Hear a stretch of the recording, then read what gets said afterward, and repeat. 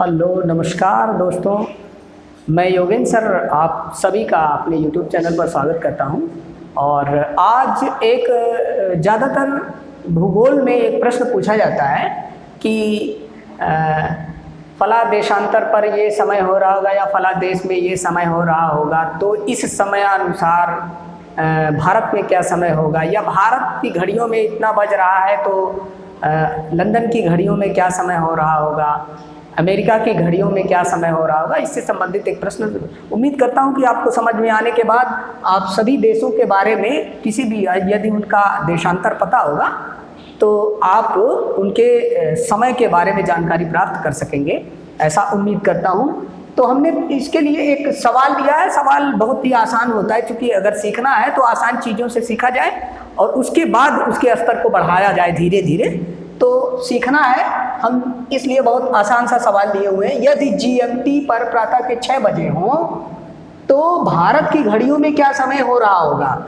GMT का मतलब कि ग्रीनविच मीन टाइम, इसका फुल फॉर्म होता है ग्रीनविच मीन टाइम। इसका मतलब होता है कि विश्व का मानक समय जहाँ से लिया गया है। यानी ये क्या है, अब ये 0 अंश देशांतर रेखा है, क्योंकि यहीं से जीएमटी है। क्योंकि जब यहाँ पर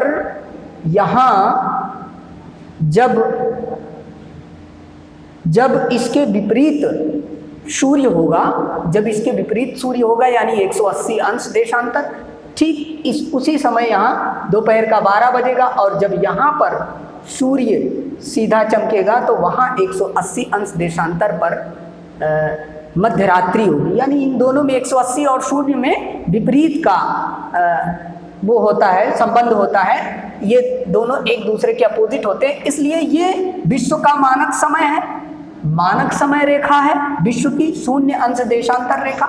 ये वाली जो बिल्कुल सीधी सीधी है, सामने से है, ये वाली लाइन जो बिल्कुल सामने है, ये वाली 0 अंश देशांतर रेखा विश्व की मानक समय रेखा, इसी को हम बोलते हैं जीएमटी।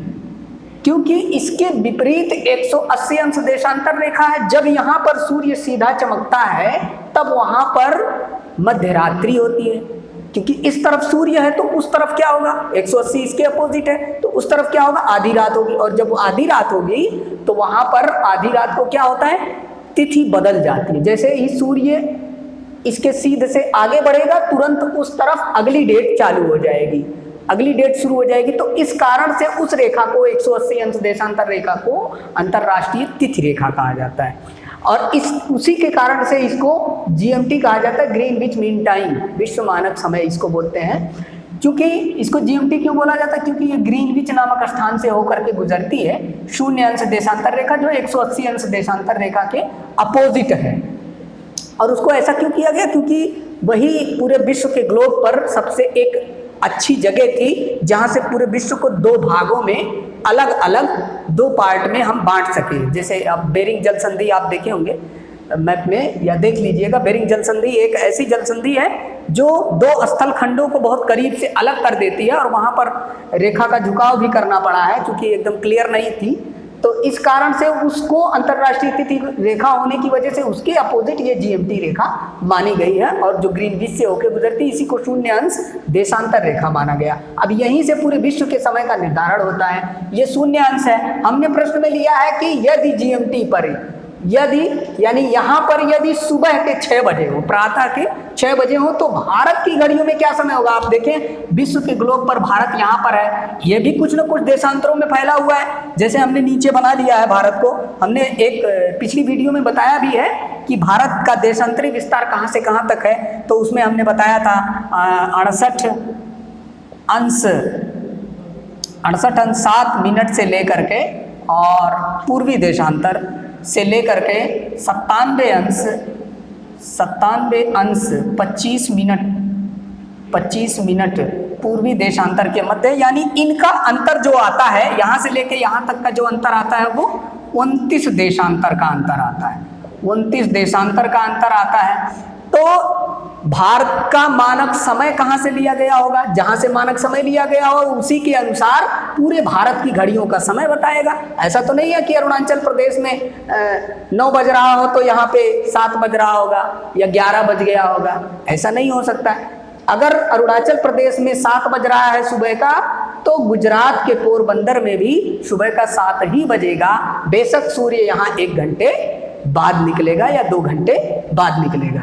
तो क्यों ऐसा क्यों होता, क्योंकि इस पूरे भारत के क्षेत्र के लिए एक मानक समय निर्धारित किया गया है, जो बिल्कुल भारत के बीचों बीच से गुजरने वाली देशांतर रेखा है। उस रेखा पर जब सूर्य सीधा पहुंचता है तब वही समय भारत का मानक समय माना गया है, और वो रेखा है भारत की देशांतर रेखा 82.5 डिग्री पूर्वी देशांतर रेखा। यानी यहाँ 0 है तो इस तरफ आप जा रहे हैं तो ये पूर्व है, और इस तरफ आएंगे तो पश्चिम हो जाएगा। तो इस तरफ आप 68 जब जाएंगे, 68 अंश 7 मिनट जाएंगे तो भारत का गुजरात राज्य शुरू होगा, और 97 तक पहुंच जाएंगे, 97 25 मिनट तक, तब तक भारत चलता रहेगा। इसी कारण से इसका विस्तार, और इसके मध्य से होकर गुजरने वाली रेखा 82.5 डिग्री पूर्वी देशांतर रेखा है। चूंकि आप पूर्व में ही जा रहे हैं तो इसके बीच से गुजरने वाली रेखा भी पूर्व की होगी, 82.5 डिग्री पूर्वी देशांतर रेखा। ये भारत की मानक देशांतर रेखा है। इसको इसी कारण से इसको IST बोलते हैं। IST हमने पिछली वीडियो में बताया भैया, IST का मतलब इंडियन स्टैंडर्ड टाइम। तो ये भारत की मानक देशांतर रेखा है, भारत का मानक समय बताने वाली देशांतर रेखा 82.5 डिग्री पूर्वी देशांतर। यानी आपको ये पता करना है कि अगर यहाँ पर 6 बज रहा हो तो यहाँ पर, यानी यहाँ पर IST पर क्या टाइम हो रहा होगा। तो ये चीज पता करने के लिए हमें ये पता करना है कि इतने देशांतरों में पृथ्वी के द्वारा कितना घूमा गया है, कितने समय घूम लिया गया है, इतने देशांतर को घूमने में पृथ्वी द्वारा कितना समय लगेगा, ये चीज पता करना है। क्योंकि अब देखते हैं कि 360 देशांतर पृथ्वी घूमती है बराबर 24 घंटे में। 24 घंटे में घूमती है 360, यानी पूरा एक चक्कर। 360 होता है ना, तो एक चक्कर ऐसे घूम जाती है पृथ्वी पूरा कितने में, 24 घंटे में। अब घंटे को हम मिनट में बदल लेंगे, चूंकि हमको पता करना है देशांतर, एक देशांतर में कितना समय घूमती है। तो इसमें जब 24 घंटे में 60 से हम गुणा कर देंगे तो ये हो जाएगा आपका मिनट में। इसी टाइम को हम सॉल्व कर लेते हैं। 6 के 6, 6 छक्के 36 और 6 1 6, 6 चौके 24, यानी एक देशांतर बराबर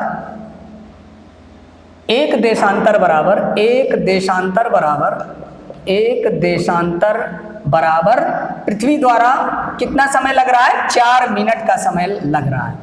4 मिनट का समय लग रहा है। अब ये पता करिए कि 0 अंश देशांतर से 82.5 अंश देशांतर कितना समय दूर है, कितना समय दूर है। तो ये पता करने के लिए आप क्या करेंगे, 0 से 82.5 यानी 82.5 देशांतर दूर है, कितना, इसको केवल समय में बदलना है आपको। इस देशांतर की एक देशांतर बराबर 4 मिनट, तो 82.5 देशांतर, 82 सही 1/2 देशांतर बराबर, 82 सही 1/2 देशांतर बराबर। तो इसी में गुणा कर लेंगे, 82 सही 1/2 गुणे 4, तो कुल कितना हो जाएगा, कितना टाइम हो जाएगा, 4 दूनी 8 और 4 8 32, यानी 320, 8 28, 328 मिनट ये हो गया, प्लस आधा देशांतर है। चूंकि एक देशांतर में 4 मिनट का समय लग रहा है, तो आधे देशांतर में 2 मिनट का समय लगेगा। ये बराबर हो गया 330 मिनट का समय। 330 मिनट लग रहा है, यानी यहाँ से यहाँ तक के बीच की दूरी 330 मिनट है। यानी कि यहाँ 330 मिनट पहले 6 बज चुका है।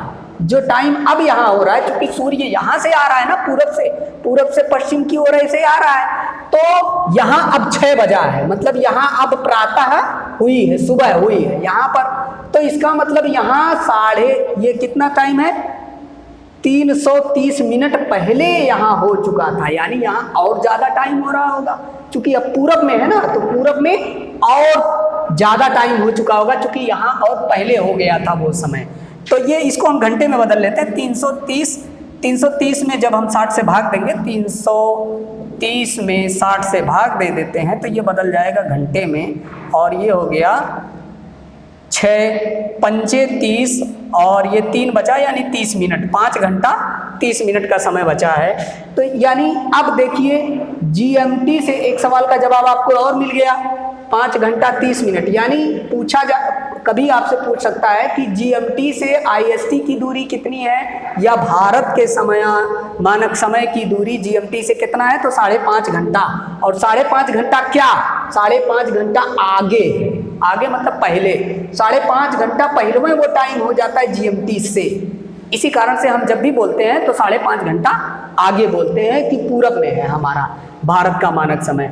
अब ये कितना टाइम लग जाएगा, तो 5 घंटा 30 मिनट। यानी यहाँ अब बज क्या रहा होगा, तो जब यहाँ 6 बज रहा है तो 5.5 घंटा पहले यहाँ पर 6 बजा था, अब क्या बज गया होगा, तो वही 5.5 घंटा 6 में हम जोड़ देंगे, वहाँ पर वो टाइम हो रहा होगा।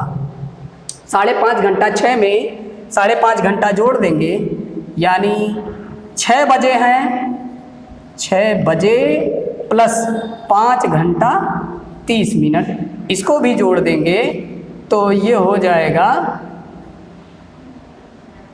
प्लस 5 घंटा 30 मिनट, इसको जोड़ देंगे तो 6 5 11 बजकर 30 मिनट दोपहर का समय हो रहा होगा। अब चूंकि यहाँ सुबह हो रही है तो इसका मतलब यहाँ सुबह 5.5 घंटा पहले हो चुकी थी, तो अब क्या हुई होगी, सुबह के बाद क्या होता है 5.5 घंटे में दोपहर होगा, तो ये होगा 11:30 दोपहर का समय हो रहा होगा। तो उम्मीद करता हूँ कि आपको ये वीडियो समझ में आई होगी, और अगर समझने में कोई दिक्कत हो रही है या कहीं कोई समस्या हो रही है तो आप प्रश्न पूछ सकते हैं। और इसी सवाल के साथ यदि आप आवश्यकता बताएंगे, आपको ज़रूरत होगी, आप पूछेंगे तो एक आध सवाल आप दीजिए, हम उसको लगा करके सॉल्व करके आपको समझा देते हैं, बता देते हैं। और उम्मीद करता हूँ कि इसी के द्वारा आपको समझ में आ गया होगा, या नहीं समझ में आया तो फिर पूछिएगा आपको। So thank you very very much.